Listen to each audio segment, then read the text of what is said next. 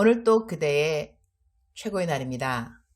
임은미 선교사 묵상입니다. 2022년 2월 3일 목요일 최고의 날.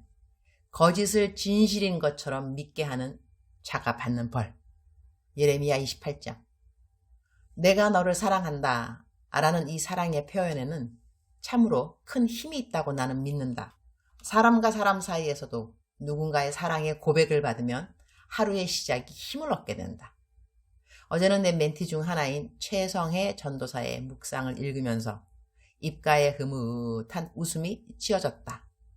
내 멘티들은 그들이 매일 쓰는 묵상을 나에게 보내게 되어 있다. 내게 11명의 멘티가 있는데 3명 빼고는 거의 모든 멘티가 매일같이 자신들의 큐티를 내게 보낸다. 나는 그 큐티를 읽으면서 멘티들의 기도 제목을 알 수 있고 어떻게 하루하루 주님과 동행하는지를 알으니 묵상을 읽고 때로는 댓글을 달아주거나 음성으로 기도를 넣어줄 때가 있다. 최성혜 전도사는 내 멘티가 된 지 거의 15년이 되는 것 같다. 지금은 미국 시애틀에 있다. 아래는 성혜 멘티 묵상의 한 부분이다.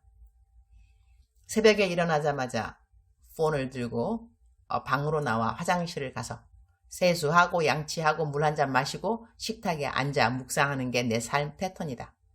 제일 먼저 카톡에 온 멘토님의 음성 파일을 보면서 얼른 들어봤는데 와, 언니의 역할은 몇 개일까? 음성 안에 단짝 친구가 보내준 것 같기도 하고 엄마가 보내준 것 같기도 하고 더 나아가 하나님이 나에게 보내준 메시지 같기도 하고 어떤 땐 나는 언니 음성 파일을 여러 번 들어보기도 한다. 근데 이번에는 여러 다양한 역할과 함께 주님이 나에게 말씀해 주시는 것 같았다. 보통 기도해 주시는데 기도 내용도 없는데도 말씀 하나하나가 내가 너 알고 있단다. 사랑해. 이것으로 축약되어 다 말해주는 것 같아서리 완전 감동. 그러면서 드는 생각.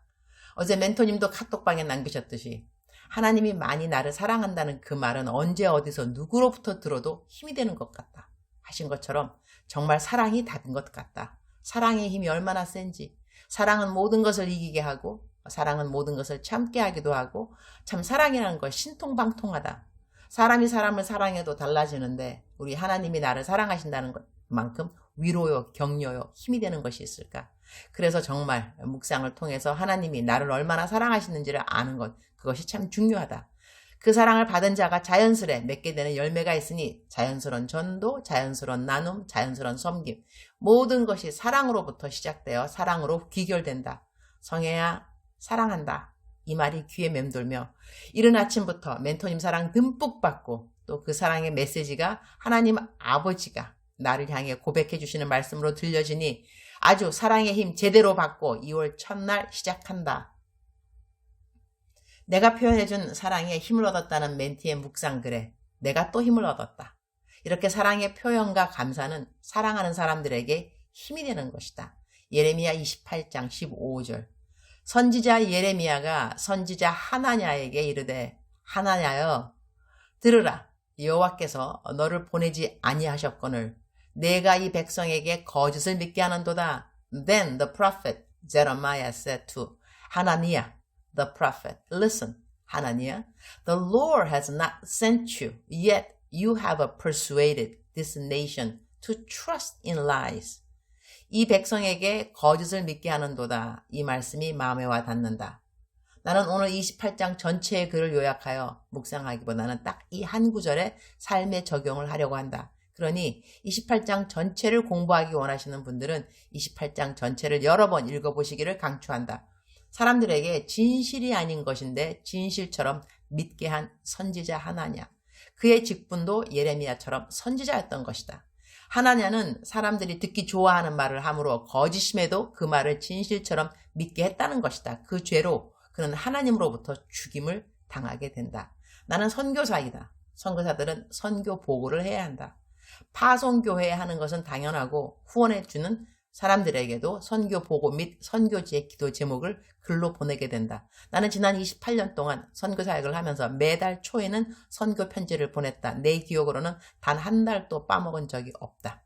매달 1일이나 늦어도 3일까지는 선교 편지를 쓴다. 사역 보고도 있고 기도 제목도 있고 이렇게 내가 한국 나와 있을 때는 설교나 강의 일정을 그대로 올리기도 한다. 선교사들이 선교 보고를 하면 사람들은 그 말을 믿는다. 나는 그래서 선교 보고할 때 선교 보고를 혹시 과장한다거나 거짓말로 한다거나 이러한 일이 혹시나 있는지 무척 조심한다. 거짓말한 부분은 내 기억으로는 단 한 번도 없다. 그래서 그 부분은 딱히 우려되거나 조심하는 부분은 아니지만 과장할 때는 있지 않은가 조심한다. 예를 들어 교회에 500명이 왔는데 600명이 왔다고 한다거나 말이다. 얼마 전까지 한 달에 2만 명 주민들에게 양식을 준다고 했는데 요즘은 그렇지 않다. 숫자는 줄었지만 초등학생들 매일 주는 거를 계산하면 일단 2만 명이 넘는다. 그래서 굳이 숫자를 바꾸지는 않았다. 나는 여러 선교사님들에게 선교사역 헌금을 보내는데 어떤 때는 선교사님들이 그 후원받은 헌금으로 하신 사역 사진을 보내올 때가 있다. 보면서 감동받는데 그것을 내 사역 보고 사진에 올리지 않는다. 내가 한 사역이 아니기 때문이다. 그분들의 사역에 내가 헌금을 한 것뿐이다. 혹시 사람들이 그 사역을 내가 하는지 생각할까봐 그런 사진 올리지 않는다. 너무 당연한 이야기 같아 좀 쑥스럽다. 부끄부끄.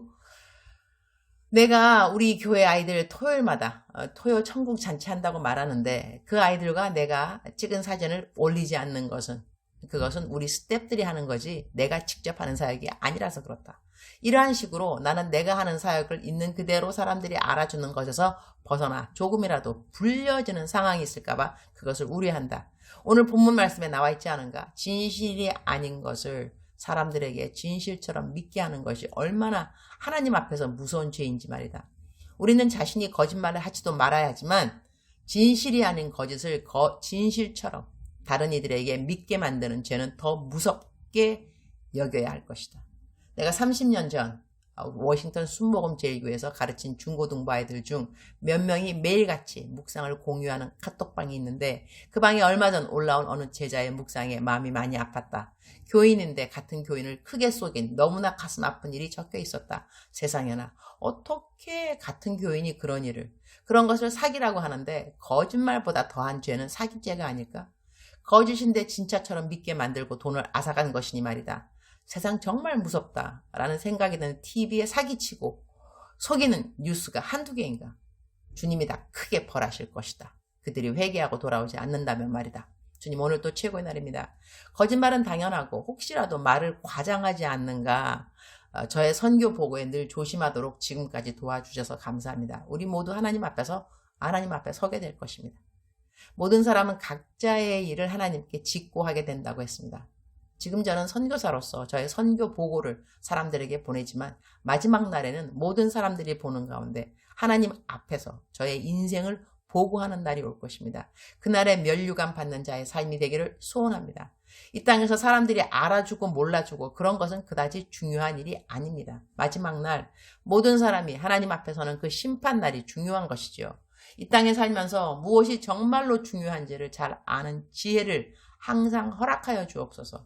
오늘은 제가 코로나 자가격리 기간 마치는 하루 전날이라 코로나 테스트 받으러 가야 합니다. 음성 나오면 저는 내일 자가격리에서 해방됩니다. 할렐루야. 기도원을 갈 수 있는가 알아보았더니 오산리 기도원에 기도글을 오픈했다고 하네요. 자가격리 마치자마자 만나기로 한 사람이 있고 토요일 역시 그러한데 모두 다 양해를 구했습니다. 제가 기도원을 먼저 다녀오려고 해요. 금식도 시작했습니다. 주님이 왜 저에게 방언으로 기도만 하면 자꾸 울게 하시는지. 기도원 가서 마음껏 부르짖으면서 통성으로 기도하려고 합니다. 꼭 나라와 민족을 위해 기도하기 위함보다는 나라와 민족을 위해 기도를 해야 하는 그 중요성과 그 긴박함을 모르면서 제가 살고 있다 하는 생각에 금식도 하고 기도원도 가려고 합니다. 주님의 마음을 저에게 옮겨 주옵소서. 왜 성령님이 우리나라의 요즘 상황을 보시면서 그렇게 슬퍼하시는지 그 마음을 이 부족한 종이 알도록 도와주옵소서. 주님 사랑합니다. 주님 감사합니다. 오늘 또 우리 주님 저를 보시면서 하루 종일 기쁘시면 참 좋겠습니다. 사랑하는 그대여. 사랑하는 그대여. 출석 부르고 있습니다. 대답하셔야죠. 오늘 제가 그 묵상에 제 멘티가 한 그 묵상을 그대로 올린 것처럼 서로에게 사랑한다는 이 고백은 참으로 힘이 되는 것 같습니다. 그렇지 않은가요? 그래서 제가 사랑하는 그대여 출석 부를 때 네 하는 그대 사랑 충만하시기를 힘 충만하시기를 기쁨 충만하시기를 성령 충만하시기를 우리는 서로 사랑하면서, 사랑 확인하면서, 사랑 우리 서로 익스프레스, 표현하면서 살아가는 것이 정말 중요하다고 생각합니다. 특히 이렇게 너무나 힘든 요즘 코로나 시대에 또 많은 사람들이 또 이런저런 범죄하고 정말 들려오는 너무나 많은 소식들이 우리들의 마음을 아프게 할 때, 무겁게 할 때, 짓누를 때 우리는 서로서로에게 사랑하는 그대여, 사랑하는 그대여, 억만 번 들어도 기분이 좋은 말, 들으면 들을수록 더더욱 힘이 생기는 사랑하는 그대여. 이것이 얼마만큼 중요한지, 그죠? 하나님이 그대를 사랑하십니다. 믿으시기 바랍니다. 할렐루야. 느낌이 아니라 그랬습니다. 환경 바라보고 그건 믿으면 안 됩니다. 그냥 믿으셔야 됩니다. No matter what, no matter what. 어떤 일이 있어도 하나님이 그대를 사랑하신다는 것을 절대로 의심하면 안 됩니다. 알았죠? Okay? God loves you. God does. He really does. God loves you. 오늘도 우리 사랑하는 그대, 모든 일에 하나님께서 힘을 주시고 동행하여 주시고 또한 사랑한다는 하나님의 고백을 계속 듣는 그대가 되기를 축복합니다. 사랑하는 그대여, 사랑합니다. 사랑하는 그대여, 축복합니다. 오늘도 그대의 최고의 날입니다.